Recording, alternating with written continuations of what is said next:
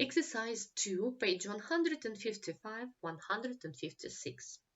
Read the story about Bill's favorite book and say why he liked it so much. Bill's memorable present. When I was a small child, my granny taught me to read and often read stories for me. I had a big collection of books and remember that at the age of 5 I could read fast and well. My parents were delighted to see my thirst for reading and encouraged it in any possible way. In my childhood, I became a good reader. One day, on my 13th birthday, Dad brought me a book of a beautiful design with many colorful illustrations and said, "Read it, you are sure to like it. It's about children." I read it at a gulp. It was so exciting. By now I've read and reread it several times, and my first impressions of its content have strengthened.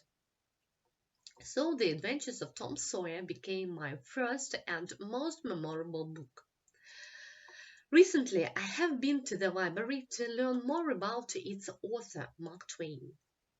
I wanted to know what might inspire him to write such a lovely adventure book. It was interesting for me to learn about Mark Twain was the pen name of Samuel Langmon Clemens, that the first 31 years of his life gave him experience. As a boy in a little town in Missouri, as a boatman, a reporter on the far western frontier, as a traveler abroad. Thereafter, all these materials found reflection in his best and most successful writings.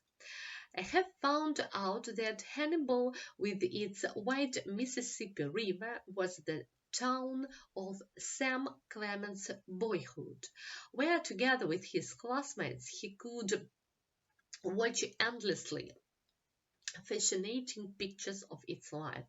So steamboat men and townspeople became phototypes of well-loved characters. Now I've understood Twain's secret of success. He told us the history of a mischievous, irresponsible, but always good-hearted boy who gets into different troubles but is always winning triumph. These happy endings endear the book to children, and not only to them. The lifelike picture of a boy and his friends is enjoyed by both young and old. I also believed in the character's existence and was so thrilled to read about them. Mark Twain himself viewed them sympathetically, characterizing the book as a hymn put into prose form to give it a worldly air. To understand the writer's humor, one should read between the lines, and I learned how to do it. Since that time, I've read many other books, but this one is still my favorite. I carefully put the book on the shelf in my room, keeping the unforgettable impressions and joy with which I was overwhelmed while reading it.